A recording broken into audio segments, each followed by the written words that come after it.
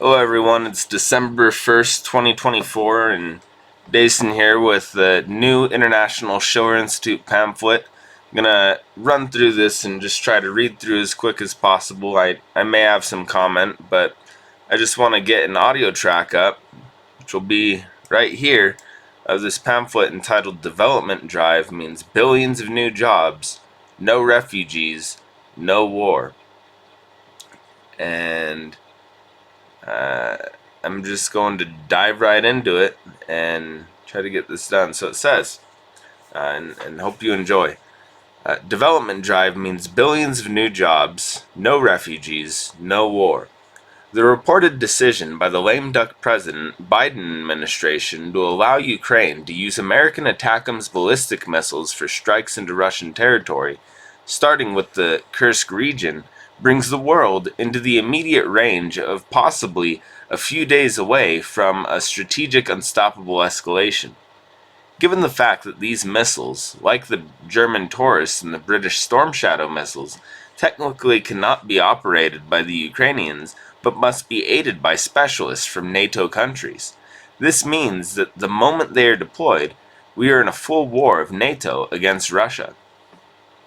It was exactly in response to such escalations, including the deployment of increasingly powerful weapons to Ukraine by the nations of the collective West, that in September 2024, Russian President Putin announced proposed changes in Moscow's nuclear doctrine to include the possible use of nuclear weapons in response to any attack that poses a critical threat to the sovereignty of Russia, including attacks by a non-nuclear state when backed by a nuclear state.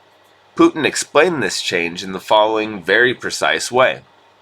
The updated version of the Basic Principles document is supposed to regard an aggression against Russia from any non-nuclear state but involving or supported by any nuclear state as their joint attack against the Russian Federation. We will consider such a possibility once we receive reliable information about a massive launch of air and space attack weapons and their crossing our state border. He added, I mean strategic and tactical aircraft, cruise missiles, UAVs, hypersonic and other aircraft. We reserve the right to use nuclear weapons in the event of aggression, including the case when the enemy, using conventional weapons, creates a critical threat to our sovereignty.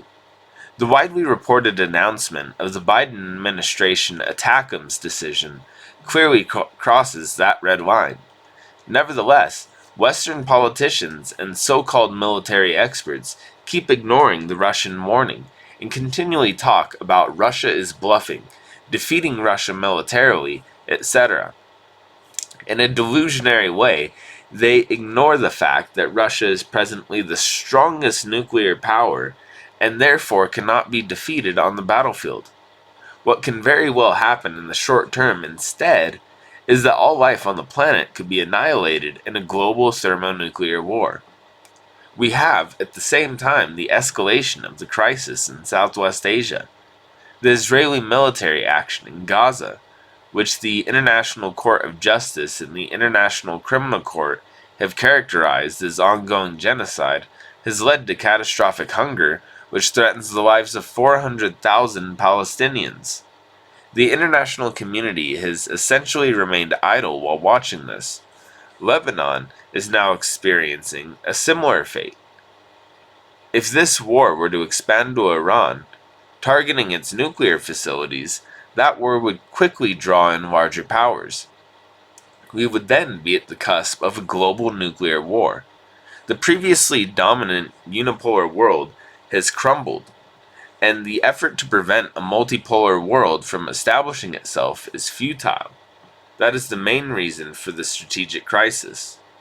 In October this year, the annual summit of the BRICS took place in Kazan, Russia, with the participation of 9 BRICS member states and 13 new partner states, as well as additional guests, representing 4.7 billion people, or 57% of the world population. These countries are determined to overcome 500 years of colonialism and establish a new, just world economic order, new development platforms, and a new credit system and trade mechanism in order to stop being raw materials exporting countries, develop the full value chain in their own countries, and overcome poverty and underdevelopment forever.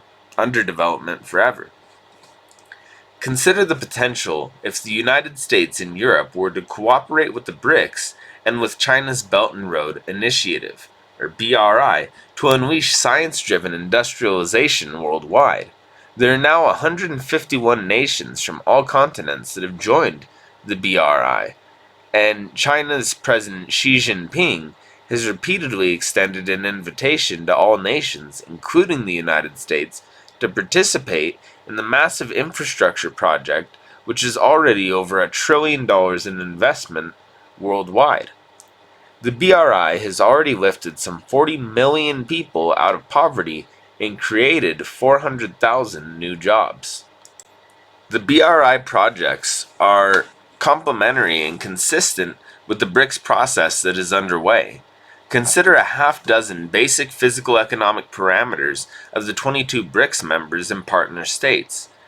As noted, BRICS Plus grouping of 22 nations makes up well over half the population of the planet, 57%, and they produce 54% of the wheat, 40% of the oil, 74% of the coal, 75% of the steel, and they have 61% of the electrified railroads in existence.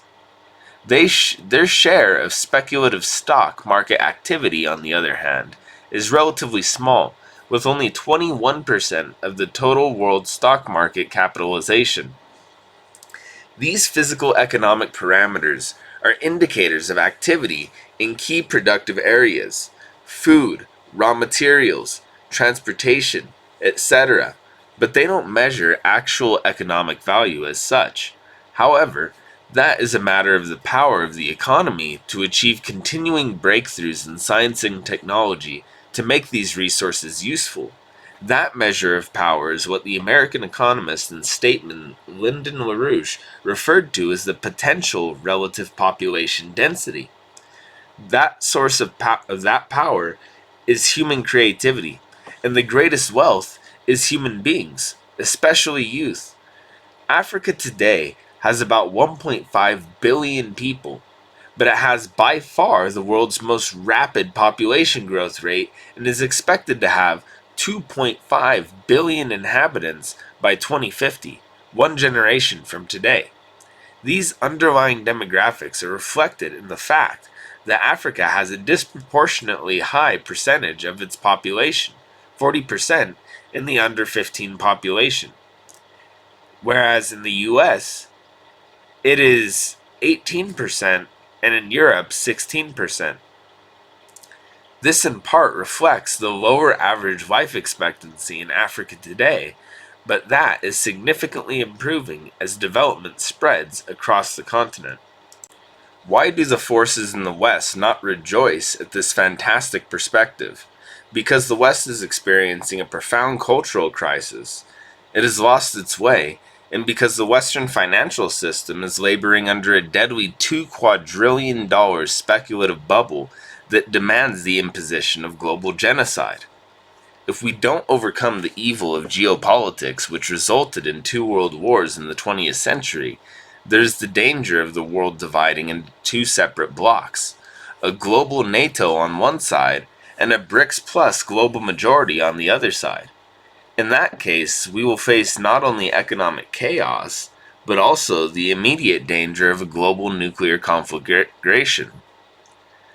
The obvious and easy way to overcome the danger of war and confrontation is to convince the countries of the collective West, the European nations, and even the United States to stop confrontation and adopt a mode of cooperation with this growing global majority.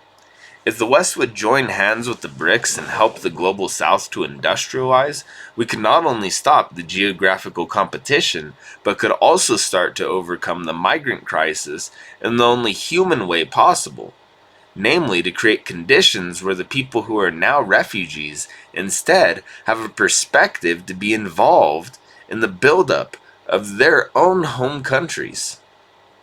Rather than condemning millions of people to go on death marches through the Sahara and then down in mass graves in the Mediterranean, or end up in refugee camps which Pope Francis has called concentration camps, or to cross many countries facing hunger, drug gangs, terrorism, and then to be pushed back at the Mexican-American border, we must help them to industrialize their nations.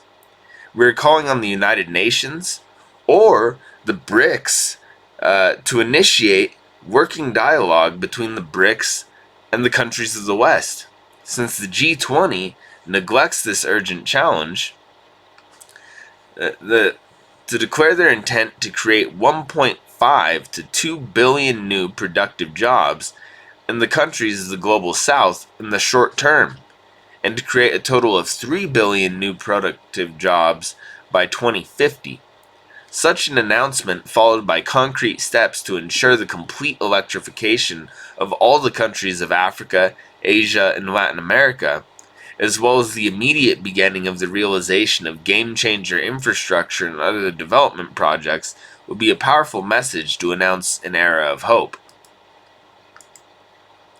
The building of the largest deep-water port in Latin America, the Chance port in Peru, with the prospect of building a bioceanic railway connecting the Atlantic and the Pacific, is such a project.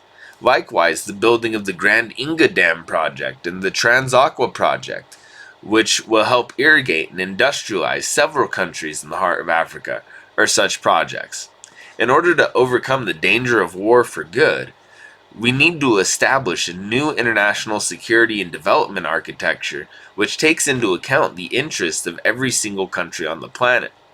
This should be done in the tradition of the Peace of Westphalia, which ended 150 years of religious wars in Europe because the warring parties realized that there would be nobody left alive if the fighting continued. How much more is that true in the age of thermonuclear weapons? Let us unite for security and development to usher in a new era for mankind. Now, the actual migration issue. Genocide. The only way to solve the migrant crisis besetting the United States and Europe is to stop the intentional economic genocide being carried out against the nations of the global South by the policies of the City of London and Wall Street. Exemplary of that Malthusian policy is the infamous 1975 statement by the influential agronomist and Brzezinski protege, William Paddock, who stated about Mexico, "Shut the border and watch them scream. They have to reduce their population by half anyway. Seal the border and watch them scream." Asked how the population would fall so drastically, Paddock explained, "By the usual means, famine, war, and pestilence." What is driving today's migrant flows is the intentional destruction of their physical economies of the nations of the global South. Their ability to maintain a growing population at the rising standard of living, what Lyndon LaRouche called potential relative population density, has been systematically reduced to levels lower than that of their current population, setting the stage for hunger, disease, war, and forced mass exodus. Let us first cut through the media hype by considering some basic demographics. As of 2023, there were about 47.8 million immigrants in the United States, out of a total of a U.S. population of 335 million, about 14.3% of the total. That percentage has been steadily increasing since 1970, when it was 4.7% of the total, but it is by no means a historic high. During the major influx of immigrants from 1860 to 1910, a peak of 14.8% of the total population was reached in 1890. The U.S. was clearly able to absorb and benefit from a large flow of immigrants back then. Why not now? Of today's total of 47.8 million immigrants, fewer than a quarter, 11 million, are unauthorized immigrants, or undocumented or illegal aliens. That number, which reflects the inflow of new migrants, outflow, deaths, and legalization of some of these already in the U.S., reached a peak of 12.2 million in 2007. Then with the 2008 crash, the number fell steadily down to 10.2 million in 2019. It was then resumed growth until today. But the numbers are not uniform across different countries. The drop starting in 2008 was due almost entirely to Mexicans falling sharply during this period from 6.9 to 4.0 million, while the number of immigrants from the rest of the world continued to rise significantly. Furthermore, in 2023, an additional 3.2 million migrants were stopped at the border and prevented from entering the United States, up from 2.8 million in 2022 and 2.0 million in 2021. A growing majority of those detained, perhaps as many as 90%, are Central Americans coming from the so-called Northern Triangle nations, Guatemala, El Salvador, and Honduras. They are fleeing from hell. According to a study published in 2019 in the Mexican daily El Economista, in El Salvador in 2018, 66% of workers were employed in the informal economy. In Guatemala, it was 71%, and in Honduras, it was 72%. The informal sector is just a polite way of saying the drugs and gangs dominated black economy in general, where employment often means prostitution, street peddling, and begging, and the like. From the standpoint of a productive physical economy, it is in fact disguised unemployment. The real unemployment rate in the Northern Triangle countries of Central America ranges from 50% to 80%. In Honduras, a whopping 51% of its population lives in extreme poverty, 46% in Guatemala, and 13% in El Salvador. Violence resulting from drug cartel and gang-related activity is another key factor in the desperate migration. In 2023, Honduras' murder rate stood at 31 per 100,000 inhabitants. Guatemala's rate was about 17 per 100,000 inhabitants. And El Salvador's, it was 20 per 100,000 inhabitants in the year of 2020, but has dropped significantly since then. The totality of circumstances in the region constitutes intentional genocide. Now consider Mexico, focusing in on just one key aspect of that country's physical economy: food production, measured in physical units, kilograms per capita, not monetary terms, of the four basic staples of the Mexican diet. After relative stability from 1960 to 1980, Mexican production of these staples and agricultural production more broadly began to plunge after the nationalist government of Jose Lopez Portillo, who was there from 1976 to 82. It was replaced by a string of presidents obedient to Wall Street's free trade policies. As Figure 1 shows, taking the 1981 index of 100, from 1981 to 2022, per capita bean production fell by 59%, rice fell by 81%, and wheat fell by 39% in per capita production.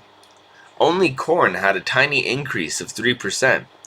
This reflects a stunning destruction of Mexicans' ability to produce enough food to feed themselves. Even when we factor in food imports, total consumption of these same staples plummeted between 1981 and 2022. Beans plummeted by 68%, rice by 49%, and wheat by 6%. Only corn consumption per capita rose by 37% due to substantial imports. Small wonder, then, that millions of desperate Mexicans have been driven across the border to try to keep themselves and their families alive. In fact, the third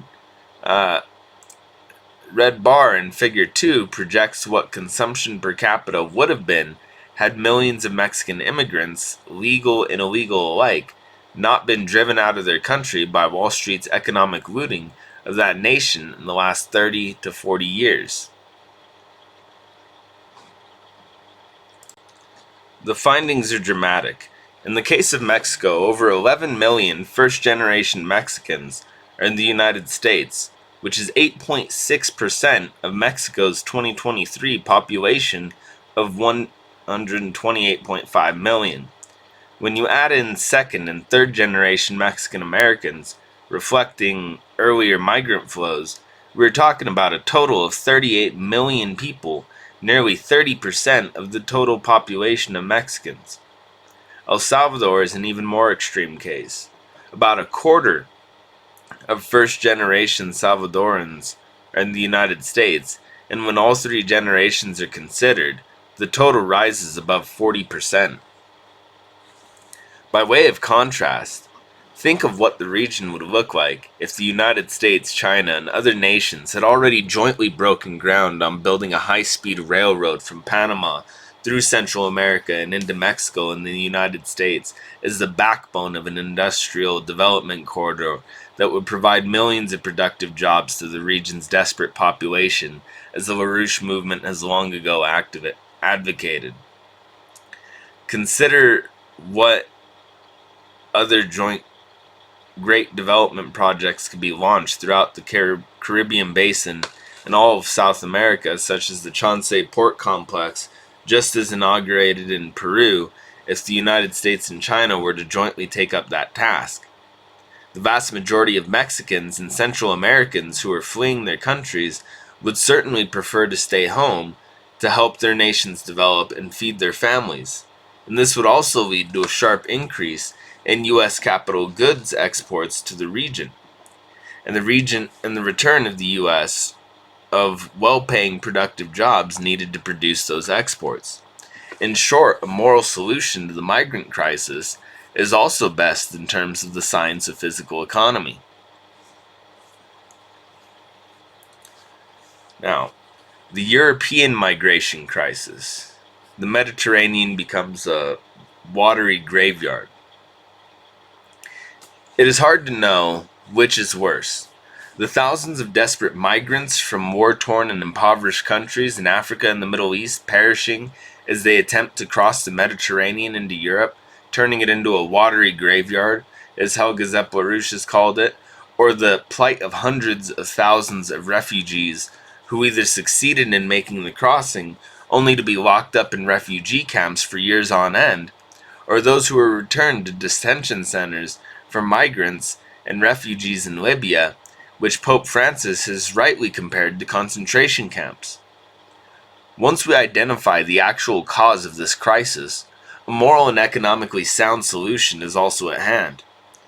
The European Border and Coast Guard Agency, or Frontex, the European Union agency in charge of external borders, published the following map, which gives an overview of the size and direction of migrant flows in 2022.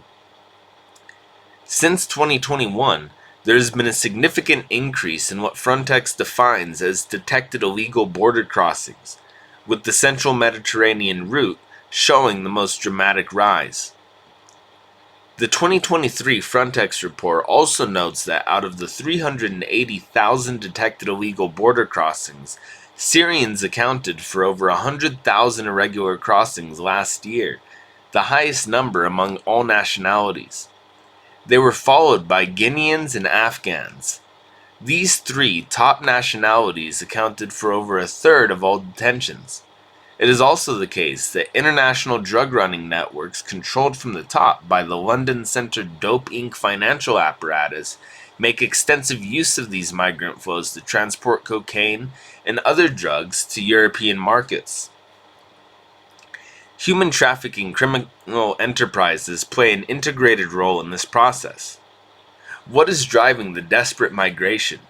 Whereas Syria and Afghanistan have been destroyed by wars carried out by Western countries, Guinea is part of Francophone Africa, former French colonies that have historically been looted to the bone.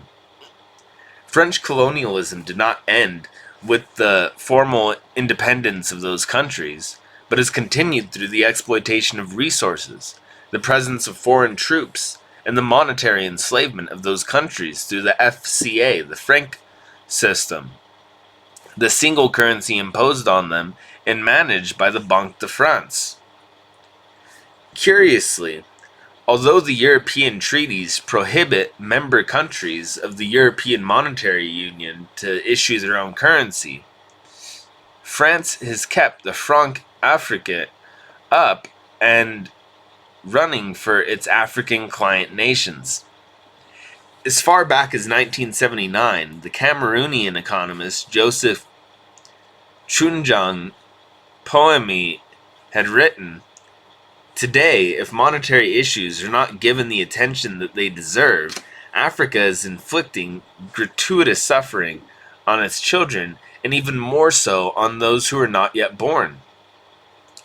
The CFA zone comprises 14 countries, divided into two zones.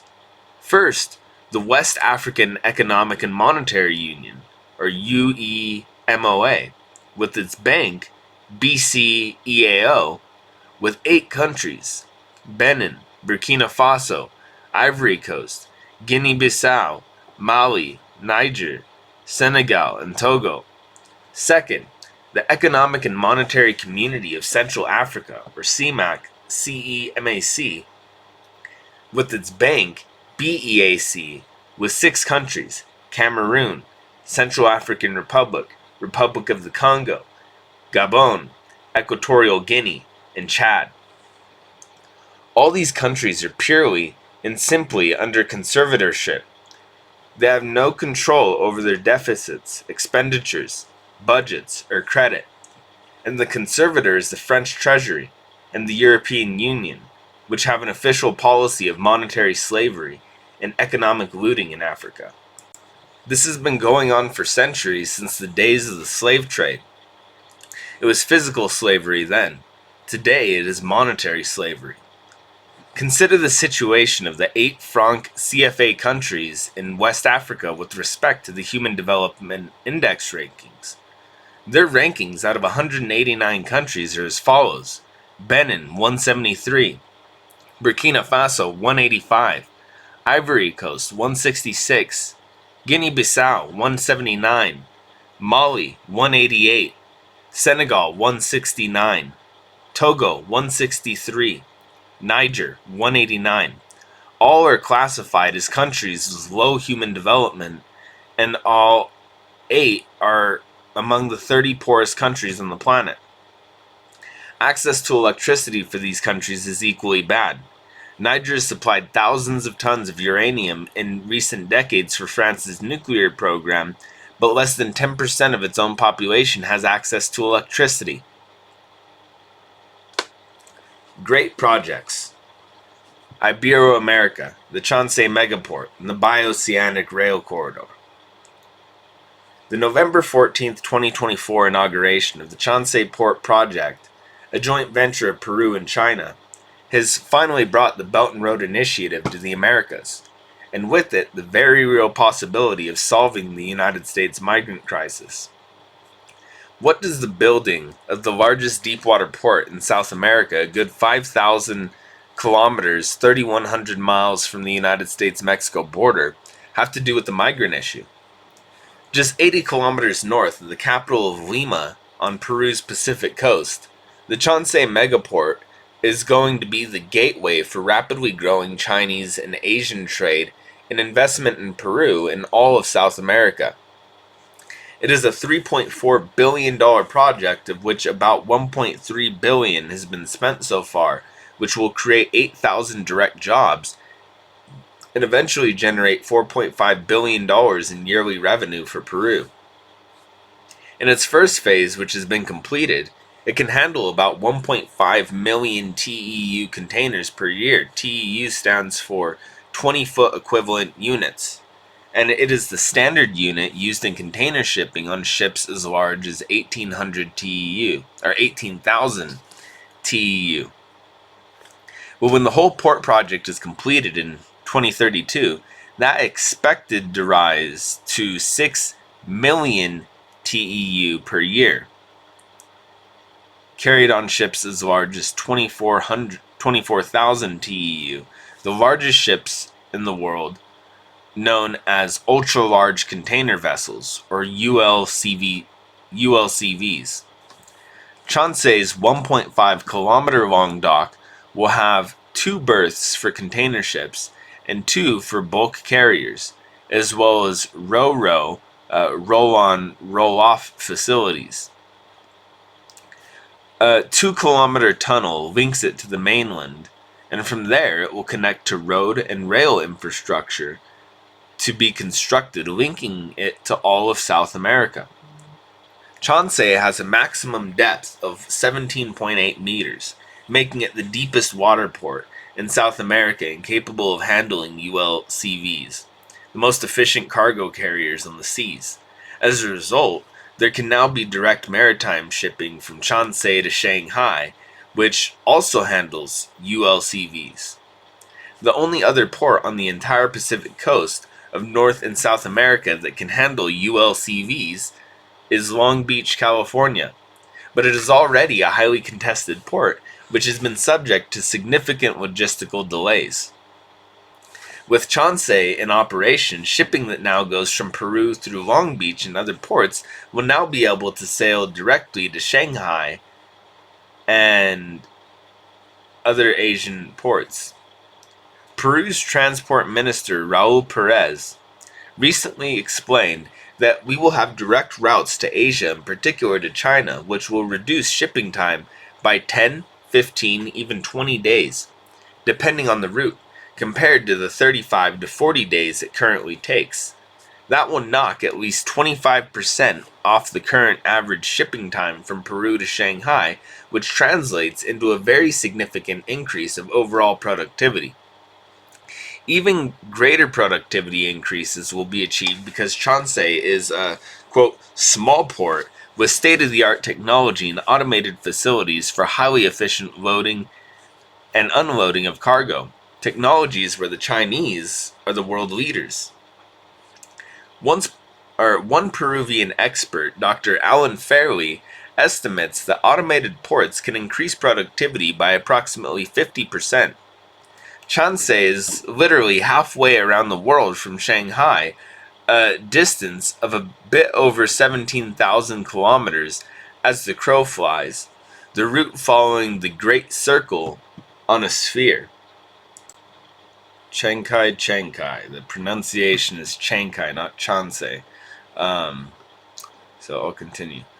As can be seen by comparing this route with Figure 2, the direct maritime shipping route runs fairly close to that of the Great Circle. Planning and early construction is now underway to link Chenkai to road and rail infrastructure stretching north and south along the Peruvian coast, as well as eastward from Chenkai to the rest of South America. Specifically, it is projected to connect with the planned bioceanic rail corridor linking Peru's Pacific coast to the Atlantic coast of Brazil at the port of Santos, which sits in close proximity to Sao Paulo. There are other viable transcontinental rail routes under consideration, some of which also pass through neighboring countries such as Bolivia. Santos is a port which is also in need of major modernizations. It can only handle container ships of a maximum size of 11,000 TEU. This rail project will make the physical economic impact of Shanghai an order of magnitude greater still, transforming it into a hub for all of South America in its trade with the Asia-Pacific basin. The Bioceanic Rail Corridor project has been discussed and studied in depth by the Chinese, including detailed engineering feasibility studies. It only awaits a policy decision by Brazil, itself a leading member of the BRICS, in order to proceed. Launching this Brazil-China-Peru rail project will have the political effect of quickly bringing all of Ibero-America on board with the Belt and Road Initiative. One of the earliest beneficiaries of such a strategic change will be the proposal to construct a sea-level Nicaraguan Grand Canal linking the Pacific and Atlantic Oceans. This is a critical project because even the expanded Panama Canal can only handle container ships of up to 17,640 TEU, well under the size of the most efficient ULCVs, whereas the projected Nicaraguan Grand Canal will be able to handle ships of up to 25,000 TEU, as the following chart indicates. The Nicaraguan Grand Canal, whose construction has been suspended over recent years, is a monumental project. It will be the largest civil earth-moving operation in history, with an estimated 5,000 million cubic centimeters of material to be excavated from the ocean and sea entrances on both ends, from the Lake Nicaragua bottom along the canal transit route, and from the land canal itself. The canal's 2 locks will be the largest ever constructed, 520 meters long, 75 meters wide, and with a 27.6 meter threshold depth. They will consume most of the 10 million cubic meters of concrete the project is estimated to require overall, and transporting the lock gates to their final locations will be a challenge. HKND, the Chinese private sector company leading to the proposed project, intends to secure food, worker camp supplies, and aggregate and other materials needed for the construction of buildings and structures from within Nicaragua to the extent possible. The opportunities for Nicaraguan agriculture, for example, will be huge. According to some reports, HKND has told Nicaraguan producers that 37.5 tons of rice, 25 tons of vegetables, and 12.5 tons of meat will be needed daily to feed the 50,000 person workforce. Plans are under discussion for using the excavated topsoil to create productive farmland and pasture land along the canal route. Given the lack of development in Nicaragua and Central America generally, however, an estimated 21 million tons of materials and supplies will have to be imported, most of that through the existing ports of Corinto and Bluefields, which are not adjacent to the canal route. This includes more than 20,000 pieces of major construction equipment, more than 4 billion liters of diesel fuel, about 1 billion liters of bunker fuel for the dredgers, plus explosives, and millions of tons of cement and steel. Recruitment and training of a skilled workforce will be another monumental task, as Dr. Telemanco Talavera, then spokesman for the Nicaraguan Grand Canal Commission, told EIR magazine in December 20th, a 2014 interview. He said, "We have to redefine education at all levels, from primary to technical and higher education. Science and technology and innovation also have to be redefined for Nicaragua's new reality. To improve quality, we are preparing skilled labor and technical and professional experts for this new reality, not only for construction, maintenance, and related works. We've spoken about offering 315 new courses of study, but we have to work on bringing up to date the already trained technical experts and professionals for the challenges of the new reality now with the canal.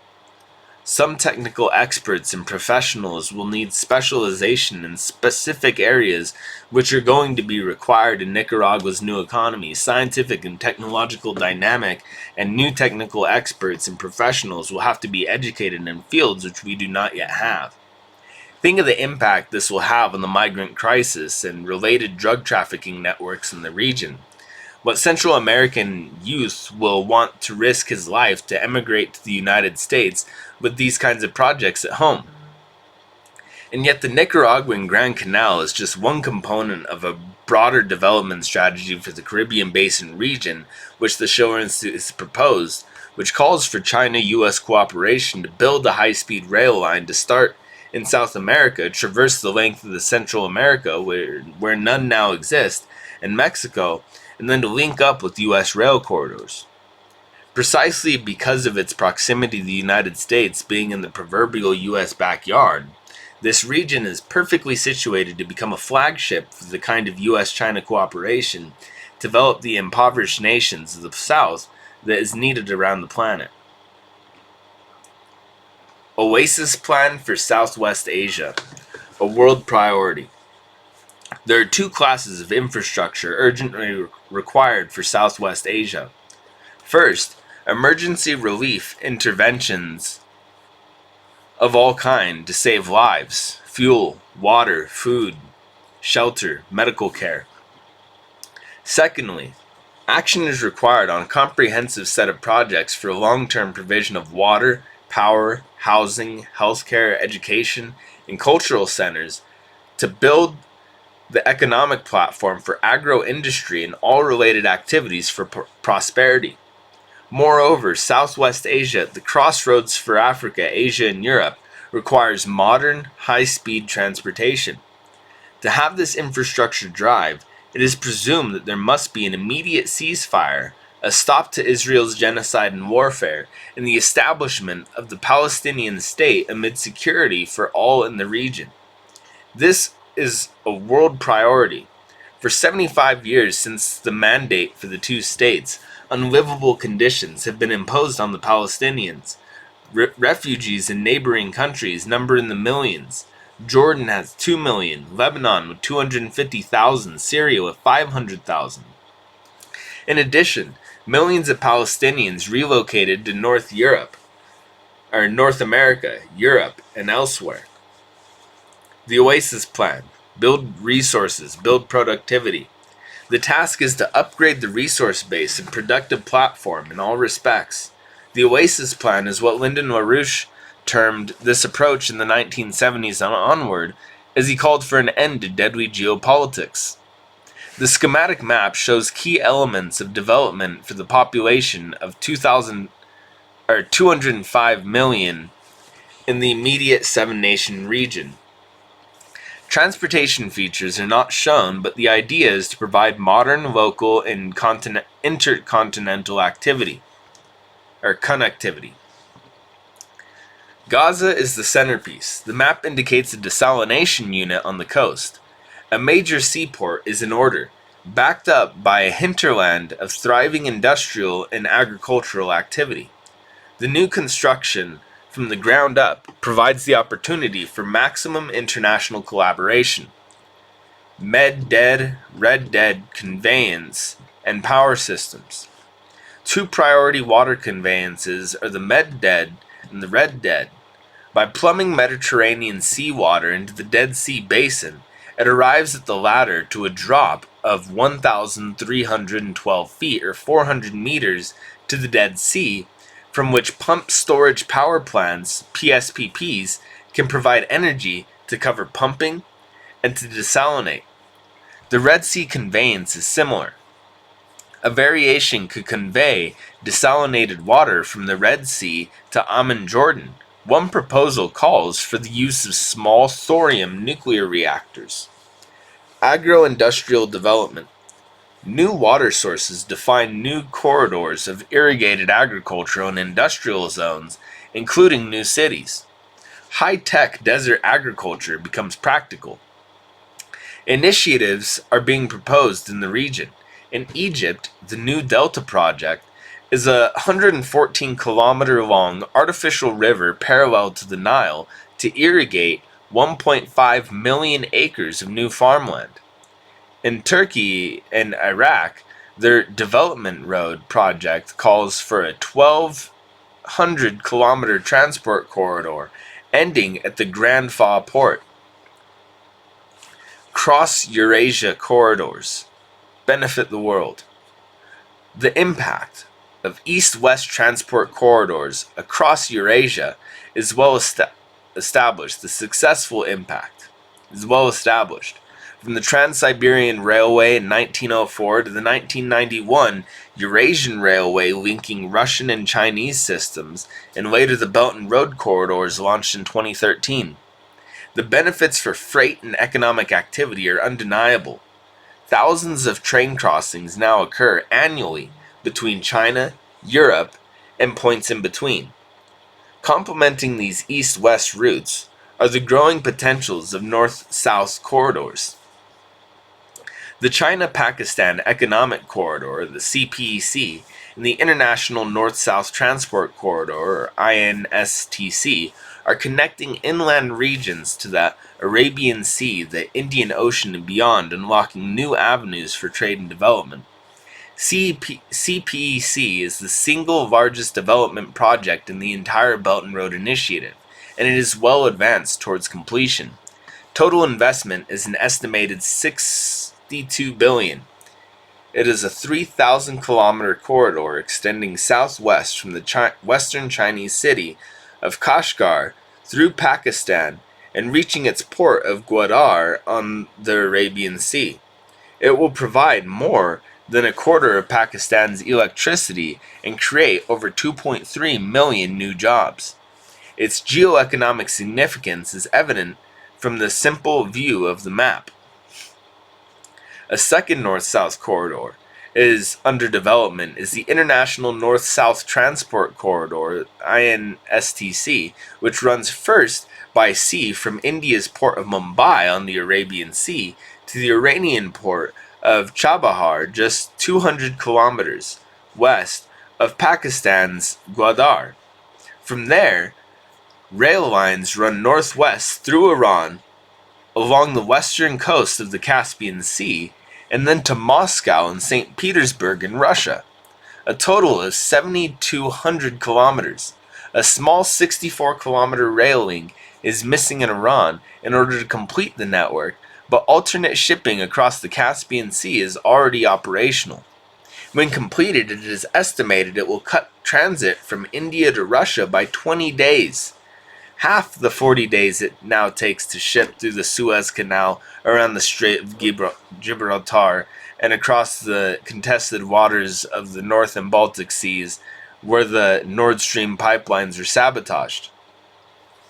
Overall shipping costs will be 30% less along the INSTC. Full members of the INSTC are India, Iran, Russia, Azerbaijan, Armenia, Kazakhstan, Kyrgyzstan, Tajikistan, Turkey, Ukraine, and Oman. It is of note that in 2023, Russia invited Pakistan to join the INSTC, which they accepted in 2024. This will help create the circumstances for improved cooperation as opposed to competition between the CPEC and the INSTC, and hopefully to reduce historic tensions among India, China, and Pakistan. At the crossroads of these Eurasian transport lines, there are now key links under construction and proposed in the 5 Central Asian nations and Afghanistan, whose impact can lift up their economies to boost living standards and economic productivity. At present, Afghanistan has the world's third highest numbers of refugees abroad, over 6.5 million. Uzbekistan still relies on some 3 million of its citizens working abroad, sending remittances back home. All of this can be reversed with collaboration on building up the nations of the region. Together, these initiatives could reshape the economic landscape of the region. Connectivity at the heart of Eurasia. Several transport links under construction or in planning promise to transform the Central Asian and Afghan region. Kazakhstan already exemplifies the impact, serving as a hub for cross-Eurasian rail traffic between China and Europe. China-Kyrgyzstan-Uzbekistan Railway. This line, stretching from western Xinjiang to Uzbekistan and beyond, has long relied on trucks to cover a missing segment in Kyrgyzstan. With construction of this crucial rail link now underway, financed jointly by China and Kyrgyzstan, the full railway route will soon be operational, a significant upgrade to regional connectivity. 5 Nations Rail Corridor, FNRC. This long-planned corridor passes through Iran, northern Afghanistan, Tajikistan, Kyrgyzstan, and China. Though this route is not built out at the western end, the Kaf-Herat railway connection is in operation linking western Afghanistan and Iran. The western end of the FNRC is also functional, as China is reachable via the China-Kyrgyzstan-Uzbekistan Railway. In May 2024, the first Afghan train shipment departed westward going through Iran to Turkey. Trans-Afghan Railway. This proposed 356-mile or 573-kilometer railway would link Uzbekistan to Pakistan via Afghanistan. The corridor would continue onto the Indian Ocean via the China-Pakistan Economic Corridor, or CPEC. A three-nation commitment exists, and feasibility studies are done. The open question is funding and the new investment. In November 2023, a remarkable conference in Kabul, Operation Ibn Sina, the coming Afghan economic miracle, presented an overview of economic development across all sectors. Co-organized by the Afghan-led Ibn Sina Research and Development Center, the three-day event brought together more than 550 attendees, including government officials and experts, and a team from the Schiller Institute to discuss economic projects and broader cooperation. The Ibn Sina R&D Center proposes North-South cooperation in concrete projects. Africa. Power the projects to build the future. The economic projects underway and ready for launch in Africa will employ millions of today's 1.5 billion population in building up the homelands of all 54 nations.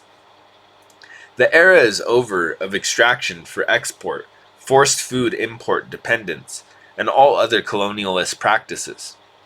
Certain projects recently completed stand out for the direction they give.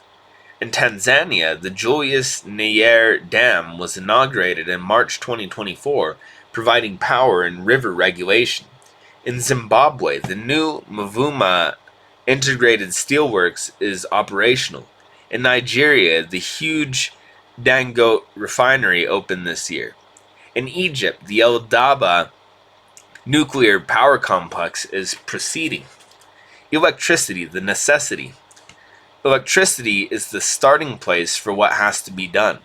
A total of 580 million Americans lack electricity according to the International Energy Agency. Total of 580 million Africans lack electricity according to the International Energy Agency. There are wide disparities around the continent, from over 99% of the population with electricity in Egypt to 18% in Somalia. The worst affected countries are in Central Africa, with less than 10% having electricity. The total installed electricity capacity for Africa in 2023 was 246 gigawatts. This contrasts with China's capacity for 2,920 gigawatts, or more than 1,000 gigawatts in the European Union. Highly developed economies in Europe average about 1 gigawatt of installed capacity per 1 million people. Thus, the horizon in Africa for that ratio is over 1,500 to 3,000 gigawatts. Moreover, just 3 countries together account for more than half of the continent's electricity. South Africa has 60 gigawatts. Egypt has 59. Algeria has 35 gigawatts. Their combined population is 217 million. The situation demands action on coal and gas, which is the most rapid means of installing generating capacity, along with hydropower and moving on nuclear. Coal, gas, and oil. Deposits of coal, oil, and gas exist at many locations in the extensive sedimentary areas of the continent and offshore. A model of how fast a gas-generating plant can be built comes from Egypt. In 2016, the German Siemens Corporation was commissioned to build a combined cycle gas turbine power station. It was completed in 36 months and went online by 2018. The major components were factory built and assembled on site. It is the world's largest such plant with 14.4 gigawatt capacity. This shows the way. Following the model calls for ending the paradigm of export orientation of coal, oil, and gas, and even of electricity itself from northern Africa to Europe. There are numerous pipelines and gas activities in Africa, but a large share dedicated to exports. Central Africa. Moves are underway to create a Central African pipeline system, or CAPS, that would distribute natural gas throughout the region. This plan entails laying of 6,500 kilometers of new pipeline across 11 African countries. In January 2023, a memorandum of understanding was signed by many nations and the African Petroleum Producers Organization, APPO, to make the Central African region an energy poverty-free zone by 2030. The meeting was held by the Central African Business and Energy Forum, or CABEF, and the signatory nations included Angola, which is the third largest oil exporter in Africa, after Nigeria and Algeria. In Central Africa alone, there are reserves of oil estimated at more than 31 billion barrels of oil, with 5 of the 10 African oil-producing nations located in the region. Besides Angola, there are Gabon, Republic of the Congo, Equatorial Guinea, and Chad. The China National Petroleum Corporation, CNPC, is active in this region.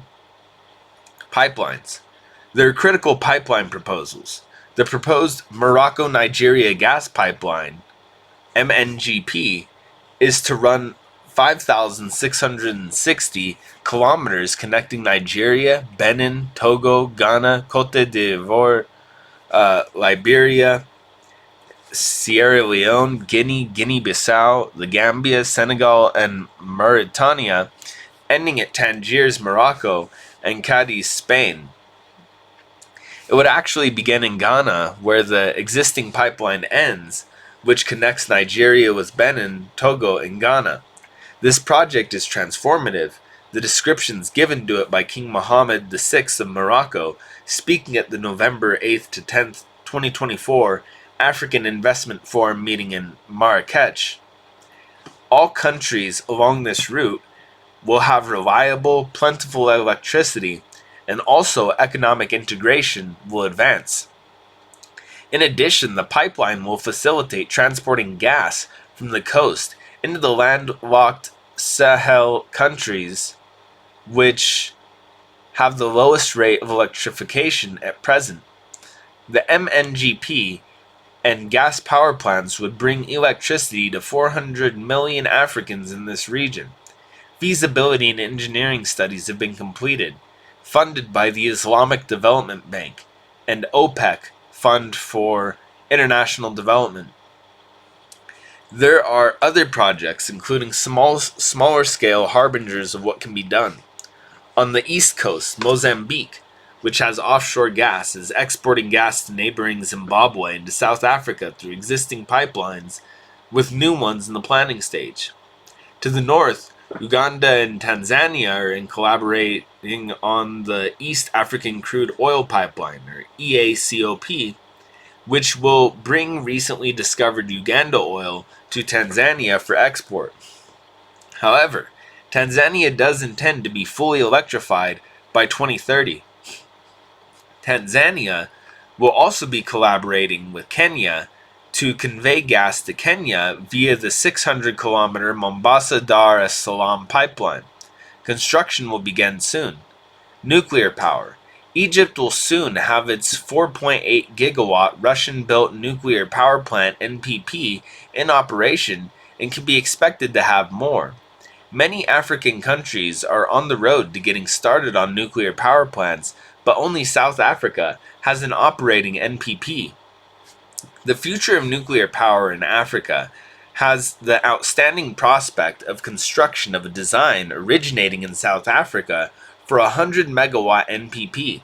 The South African HTMR 100 is ready for the construction of a demonstration model. It was developed by Stratec Global, whose founder and CEO is the nuclear physicist and engineer Dr. Kelvin Kem. Large-scale water projects, the Congo Basin. In the heart of Africa is the gigantic Congo River Basin. Running 4,700 kilometers or 2,920 miles, the Congo is the world's ninth largest river, but ranks second in terms of its average rate of flow, delivering 1,000 cubic meters per second. That's 1.45 million cubic feet per second into the Atlantic Ocean. The basin spans 9 countries. 2 long-studied projects involving the Congo will radically change the entire continent and their positive impact. One lower river channel is the Grand Inga Hydropower Project, GIHP. The other is the Trans-Aqua Plan to divert some of the Congo Basin runoff into the Chad Basin and otherwise build extensive power, transportation, navigation, and water management for the Congo region. Grand Inga Hydroelectric Project. Just upstream, about 150 kilometers or 93 miles from the mouth of the Congo River, is a project studied since the 1950s for a series of dams along the stretch of the river flowing through gorges, where there is a drop of 96 meters or 319 feet over the length of 14.5 kilometers or 9 miles. In the 1970s, the dams Inga 1 and Inga 2 were built, and their hydropower plants are still in operation. The enormous Inga 3 is phase 1 of 6 additional dams now planned to be constructed in 7 phases. The hydropower potential of the overall Inga project is in the range of 40 gigawatts. Trans-Aqua.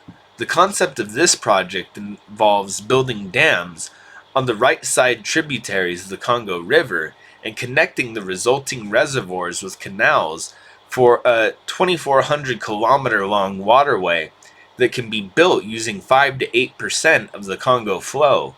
Bringing that water into the Chad Basin, the water would go by gravity through the Chari River, Lake Chad's only tributary. Up to 100 billion cubic meters of water could be transferred annually, refilling Lake Chad, restoring a favorable environment for 50 million people. On the Congo tributaries, each one of the more than 24 dams would produce hydroelectric energy with scattered middle-sized 30 to 100 megawatt capacity power stations, thus supplying the entire eastern region of the Democratic Republic of Congo and the Central African Republic. Additionally, the dams would regulate river flows, which currently flood, thus supporting agro-industrial development. Finally, the waterway would be navigable and as a transport route connecting 6 countries. This concept originated from the Italian engineering firm Bonifica decades ago, when it was part of the Italian State Institute for Industrial Reconstruction. The team Bonifica, now private, has been led by engineer Marcello Vici. In 2018, a support declaration came from an international conference on Lake Chad in Abuja, Nigeria, out of which the Italian government pledged funding for a Trans-Aqua feasibility study. Italy was receiving waves of migrants from Africa, but the study never happened after a change of government and other factors. Now, the Trans-Aqua is again on the agenda. The role of the West. The U.S. can transform itself by helping develop the global South. Mass migration can be slowed and stopped by building the showcase and basic fundamental infrastructure projects. In every portion of the developing world featured in this report, this will produce tremendous results. Even the launching of it will attract economic migrants back to their homelands, more optimistic than before about their conditions of life. But at the same time, this process could reindustrialize the United States and Europe's collapsing physical economies should the West decide to collaborate on it with Russia and China. Already in a report published in EIR in May of 2020, the world needs 1.5 billion new productive jobs. The LaRouche plan to reopen the U.S. economy, we showed in detail that a crash development effort in the global South focused on power, water, and healthcare infrastructure would create hundreds of millions of new productive and well-paid jobs in the developing countries and approximately 50 million new jobs in the United States itself. Creating modern hospital and clinical systems alone across the developing sector will mean 100 million productive and scientific jobs worldwide, and 5 to 6 million in the United States, for example. Consider the 100 million American workers, 2/3 of the workforce, who are not productively employed, and another 10 million who are unemployed or forced to work part-time. On the worldwide scale, the 1.5 billion jobs study showed that several of the most economically transformational and wide-scale great projects, such as the Trans-Aqua Plan to recharge Lake Chad, irrigate the central Sahel region, and produce hydroelectric power, would each create productive engineering and scientific employment in the millions. The development surges we propose now would mean trillions of dollars on export orders for the West and other nations for capital goods and technologically advanced infrastructure packages for the global South. This would concretely mean that the West could reconvert some closed factories and portions of its military-industrial financial complex facilities, while otherwise expanding the capacity of its existing factories to manufacture machine tools, assemblies for nuclear and other power plants, large tractors and dredgers, modular hospital system components, and clean water system elements, all of which are needed by and will develop the global South. The United States potential. A preliminary look at the United States economy shows that the United States does not have the present capacity to export on a considerable scale to the global South. The accompanying graph, Figure 1, documents the U.S. manufacturing labor force. In 1979, the United States employed 19.43 million manufacturing workers. Manufacturing workers transform nature to produce capital goods and goods for human existence. That plunged to 11.5 million during the 2007-2009 global financial meltdown and moved up slightly to 12.9 million today. The U.S. is still 6.5 million manufacturing workers short of the 1979 level. Moreover, that 1979 level of manufacturing workers is itself crucially short of what it should be. The United States can succeed in a top-down economic transformation through combining this export campaign with an internal domestic economic policy focused on building large-scale infrastructure projects it should have built. As for its shortage of capacity, it can overcome that through building new capacity and through reconversion, retooling. It is difficult to determine the exact number of workers involved in defense manufacturing, but it appears to be between 900,000 and 1.1 million manufacturing workers. A part of that production and associated workers can be reconverted, which means the old machine tools are removed from the plant except for those that can be used, and new advanced machine tools designed for production of particular goods, as nuclear components, tractors, etc., are put in. Almost any plant can be retooled to produce a necessary product. As well, 66,000 manufacturing plants in America have been shut down since 1998. Some of those closed factories, if still idle and available, can be reopened and retooled. This will take funding.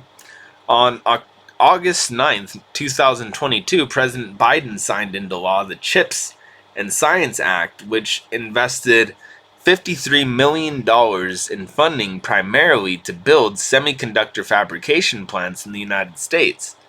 Certainly, financing on a larger scale can be employed on the above project.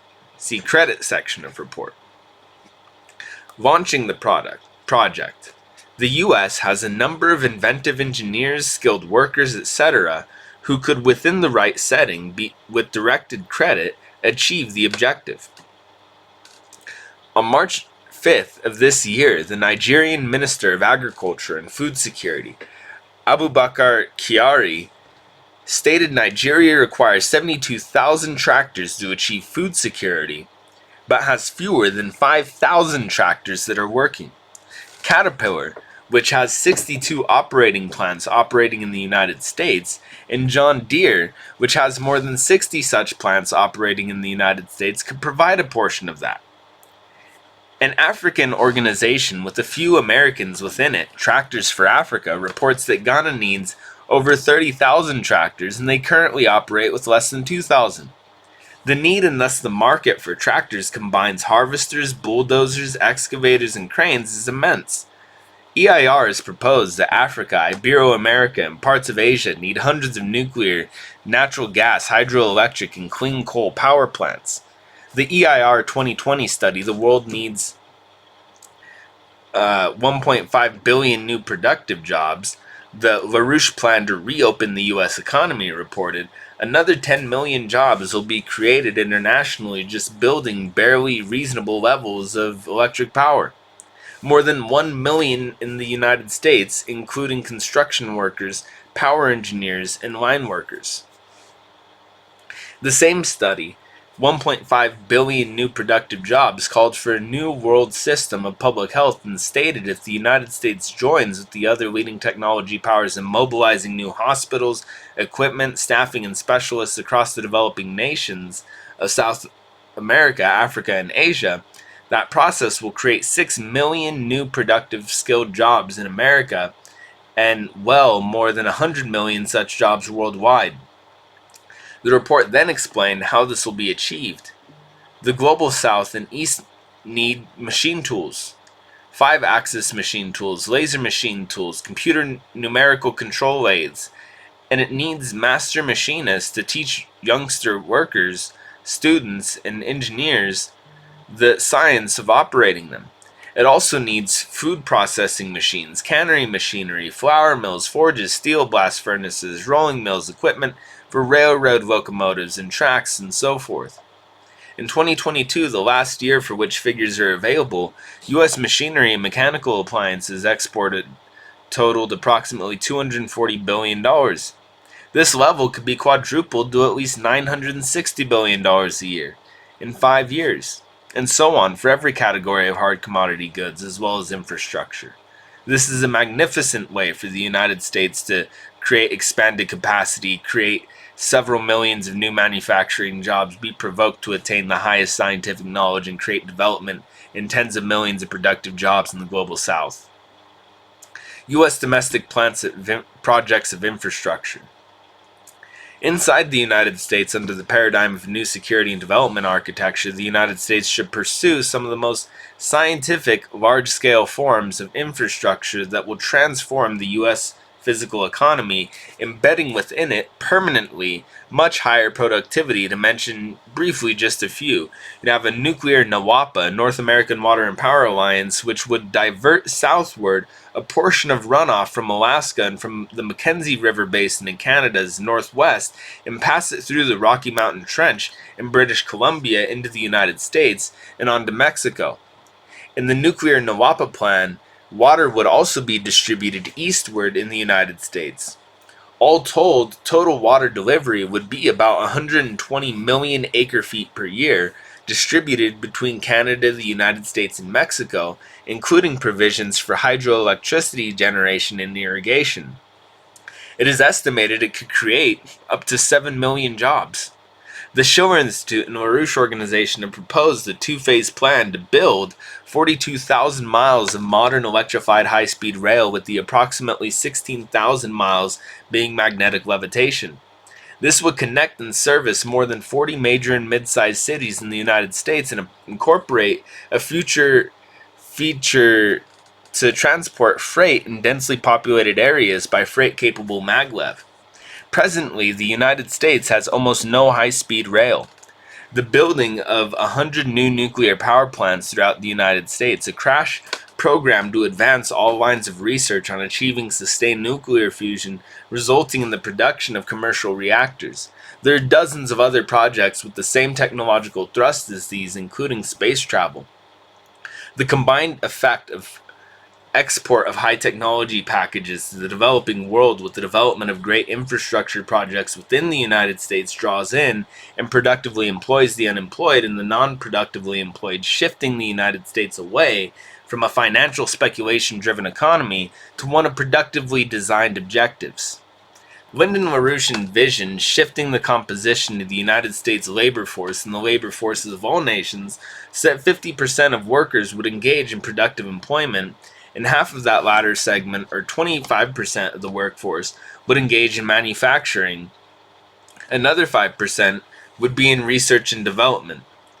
This is represented in Figure 2. By 2045, 91.5 million American workers would be in productive work and 45.7 million in manufacturing, almost 4 times the present level. The United States joining with China and Russia to export goods and infrastructure to the global south, enabling it to flourish, combined with continent-changing internal infrastructure projects that will produce a lasting effect for generations. Europe. Retool from collapse. Restore high productivity for world benefit. The contraction in Europe's economy today is manifest in factory closings, infrastructure breakdown, and mass farmer protests. Energy is unreliable and unaffordable. Retooling for expanding production at home in the global south at the same time will reverse this collapse. The night of September 11th, the Karola Bridge in Dresden collapsed into the Elbe River. This dramatic failure exemplifies the problem existing all across Europe. Roadways, the once reliable Deutsche Bahn, water, and other infrastructure are in the same precarious condition. Look at the needless damage from floods in Spain. The photo indicates the solution. Reindustrialize, build new infrastructure. A turbine made by Siemens in Germany sets off for Africa for the Egypt mega project, a huge gas power plant completed in 2018. Restoring high-tech production to uplift productivity at home and abroad is now on the agenda. The rapidly declining German auto sector makes the point for all of Europe. Layoffs and factory closings are the order of the day. Volkswagen is drastically eliminating 30,000 jobs and shutting 3 assembly plants. Audi, a subsidiary of Volkswagen, is downsizing, shutting at least its Brussels plant and eliminating 3,000 jobs. The Ford Motor Company in Cologne, which downshifted out of combustion engines into e-vehicles, is contracting. Consumers can't afford EVs and can't afford nor find electricity. Ford is losing €44,000 on every such car sold for €49,000. Ford hit the brakes, dropping production from 630 down to 480 vehicles per day. Car makers have cut hiring new staffs in their research and development departments by a drastic 57% year on year. For the January to October 2024 period, this is the front end required for designing how to expand and convert auto and related sectors from glass to plastics and electronics for the pickup trucks, heavy machinery, farm equipment, wagons, rail cars, infrastructure components needed for building up economies. Electricity. Germany is in a self-inflicted power crisis. The decree 15 years ago to shut down nuclear, which supplied 26% of the nation's electricity, was implemented. In 2020 came the decree to end coal power by 2038, which had accounted for 30% of electricity. In 2021 came the third decree to phase out the use of natural gas, which had been 40% of Germany's energy mix. Reasons cited were green factors and cutting ties with Russia, a reliable, low-cost supplier. Then came the Nord Stream crime. Now Germany pays exorbitant prices for LNG imports. Returning to sanity and productivity is long overdue. Now for the credit system. I think this is the last bit here. So, credit system. It says an international development bank for world industrialization. When the transformational projects of modern infrastructure needed in the developing nations are clear as they are now, what is needed is the political will to cooperate in using credit for the better future of billions of people in those nations.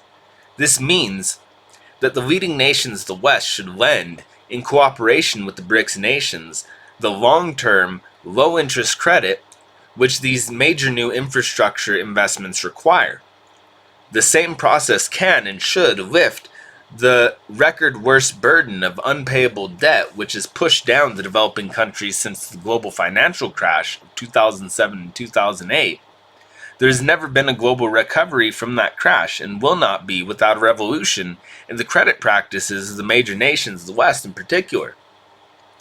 After the 2007 to 2008 crash, worldwide development lending fell below the 2008 to 2009 levels for a decade, accepting only China's Belt and Road Initiative loans, which partially sustained it.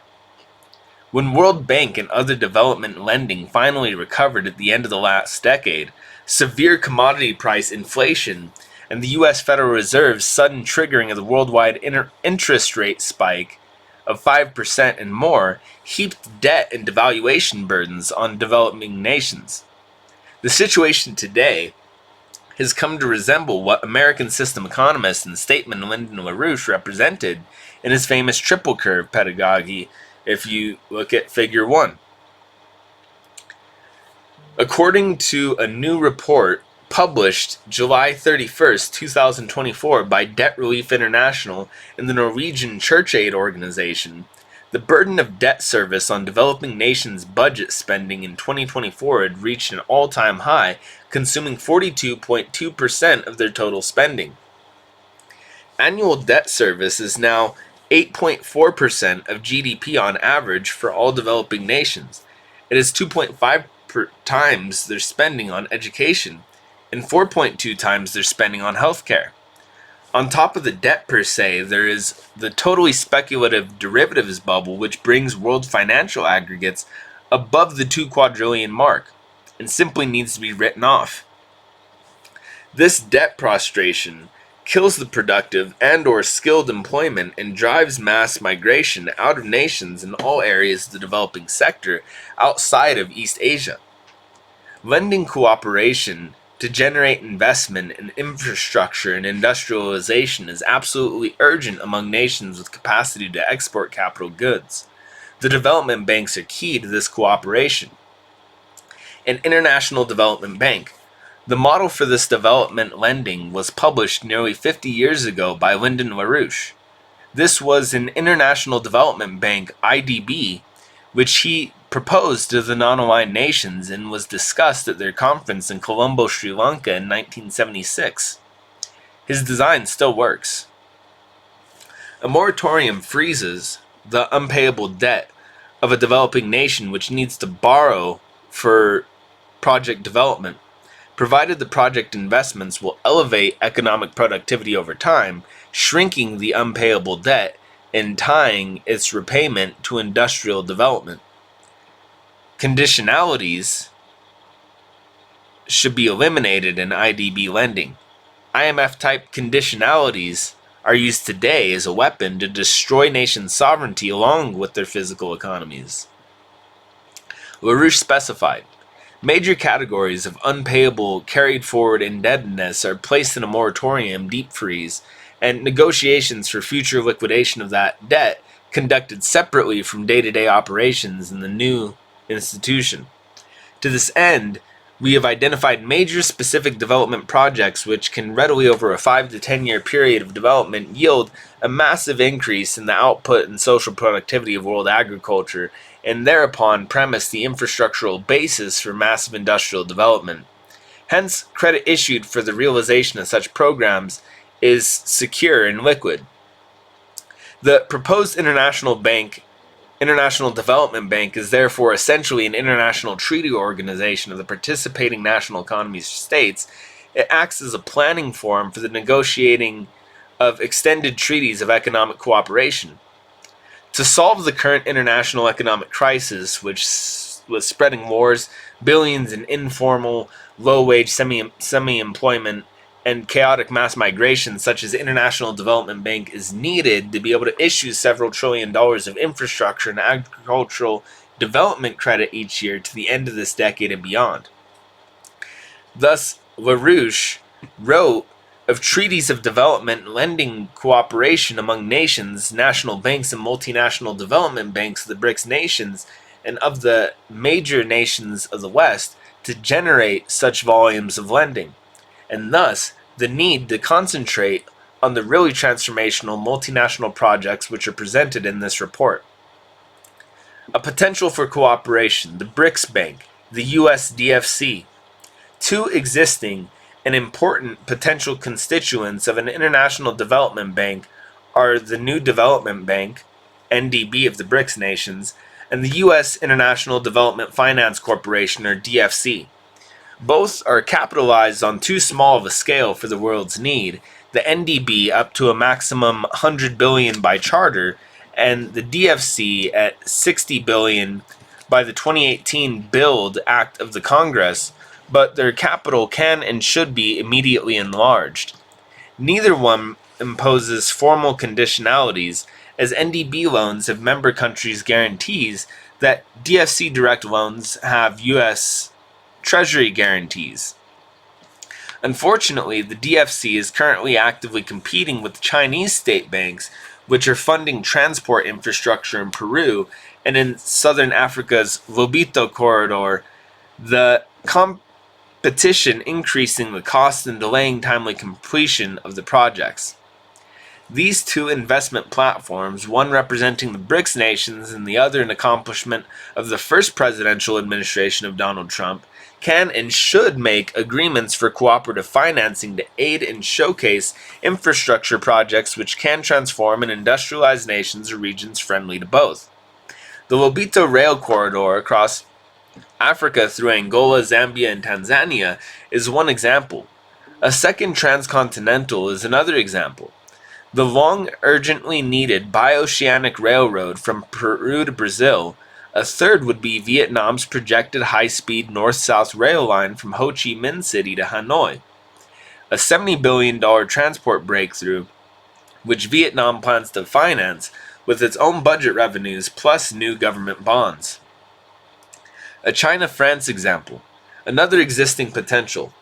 In 2016, France's César de Dépôts et Consignations International Capital, CDCIC, and China Investment Corporation, CIC, signed an agreement creating the Sino-French Third Countries Investment Fund. The fund has an initial capital of 300 million euros, supplied 50-50 by CDCIC and CIC Capital. Its ambition is to reach £2 billion in the coming years. 1/3 of its lending will be invested in Africa. Laurent Vigier, director of CDCIC, explained this new type of alliance, sealed through this fund, aims to promote economic cooperation between our two countries. Rather than competing head-on with Africa, we'll be investing in partnership. Former Prime Minister Jean-Pierre Raffarin declared the Sino-African Fund in third countries would amount to $2 billion and would enable us to finance joint projects on the continent. China wanted to create a much more ambitious fund on the order of 50 billion euros, a CDC representative has reported, but French public finances wouldn't allow it. Cooperative agreements between such investment platforms to uplift economies of developing nations are the constituents of an IDB prophetically proposed by Lyndon LaRouche a half-century ago, and they are the only way to draw migrants back to their home countries as productive citizens rather than flee them as refugees.